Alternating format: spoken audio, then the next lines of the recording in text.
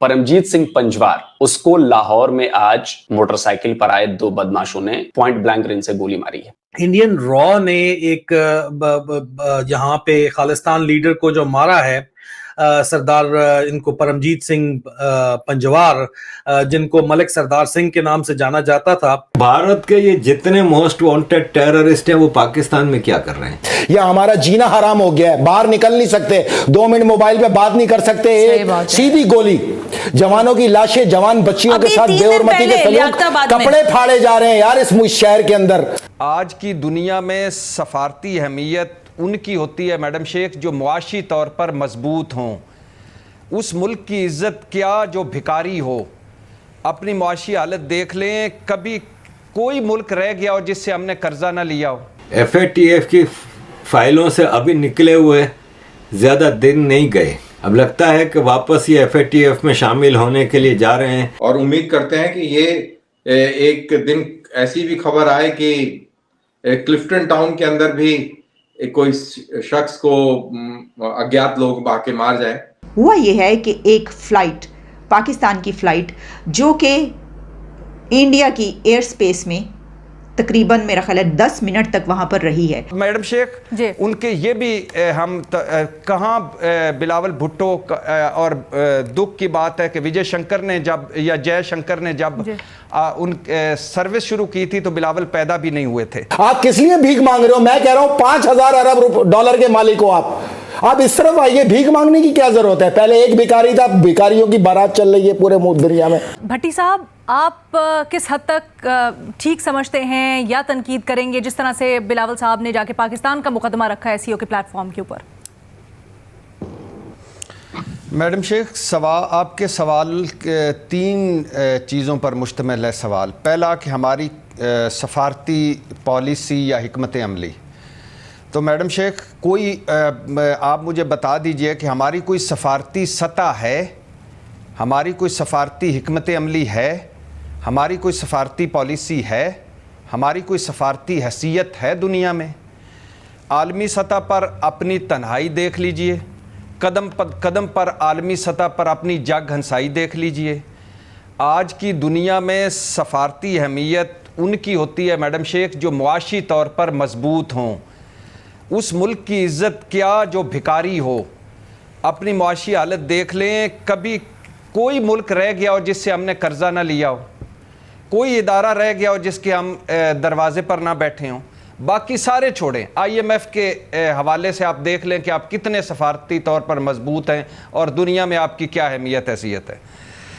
और फिर मैडम शेख सफारती अहमियत इनकी होती है जो मुत्तहद हों, एक हों, पुरअमन समझे जाएं, जिनकी दुनिया को ज़रूरत हो, जिन पर दुनिया भरोसा करती हो, जिनके पास लीडरशिप हो जो विजन वाली हो, हिकमत अमली वाली हो, दानिश वाली हो। मैडम शेख आखिरी बात, बिलावल भुट्टो नमस्ते छोड़ दे, नमस्ते की बात, बाकायदा मुलाकात नहीं हुई, बातचीत नहीं हुई, ये भी छोड़ दीजिए, कुछ अच्छा हो नहीं निकला, ये भी छोड़ दीजिए, मगर कोई शक इसमें तो कोई शक ही नहीं कि बिलावल भुट्टो पाकिस्तान का मुकदमा नहीं पेश कर सके बेहतर अंदाज में।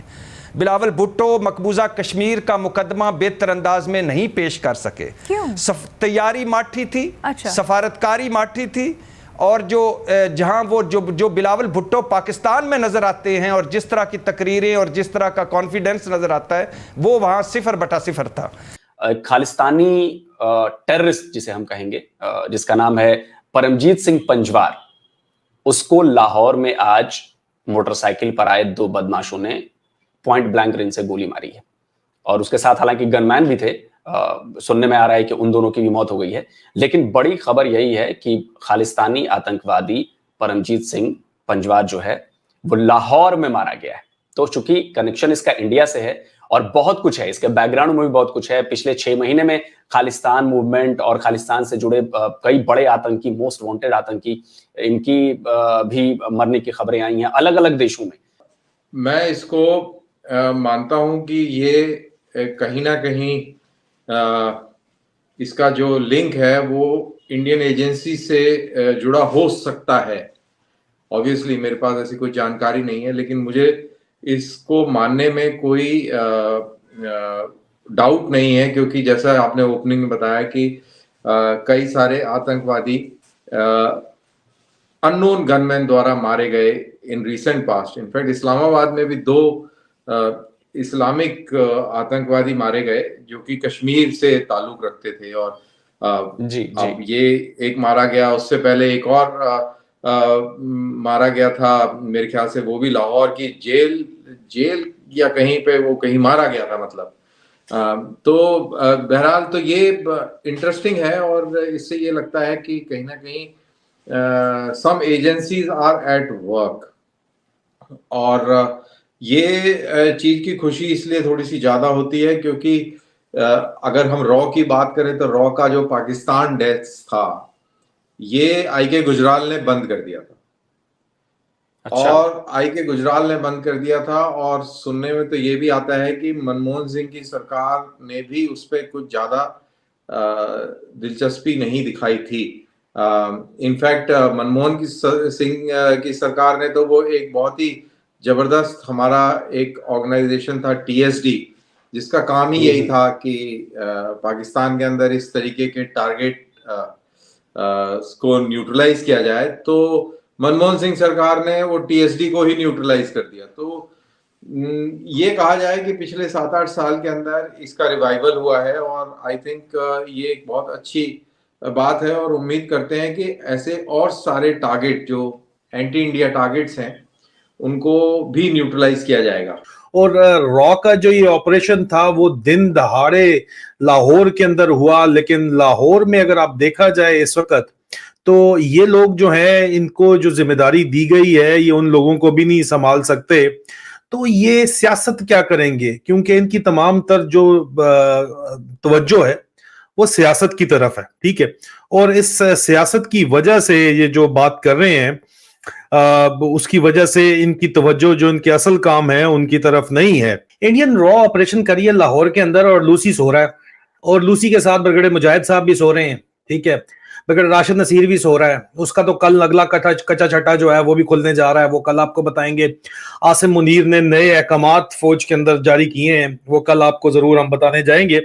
लेकिन ये जो इंडियन रॉ ने एक यहाँ पे खालिस्तान लीडर को जो मारा है, सरदार इनको परमजीत सिंह पंजवार, जिनको मलिक सरदार सिंह के नाम से जाना जाता था, उनको नामालूम अफराद ने जौहर टाउन लाहौर में जो है वो कत्ल कर दिया आज सुबह।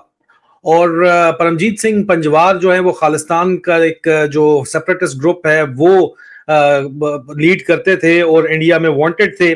और ये मिस्टर हनी बनी लेफ्टिनेंट जनरल नदीम अंजुम का फेलियर है, जनरल आसिम मुनीर जो कि DGMI और DGISI रह चुके हैं उनका फेलियर है। क्यों है ये मैं आपको बताता हूँ। हिंदुस्तानी मीडिया रिपोर्ट के मुताबिक मैं आपको बताता हूँ, आपने एक बंदे को या तो पनाह ही नहीं देनी थी, और अगर आपने उसको पनाह दी हुई थी तो उसकी प्रोटेक्शन आपको करनी चाहिए था, और आप उसके अंदर फेल हो गए। क्यों फेल हो गए? क्योंकि आप लोग सियासत में ज्यादा इंटरेस्टेड है।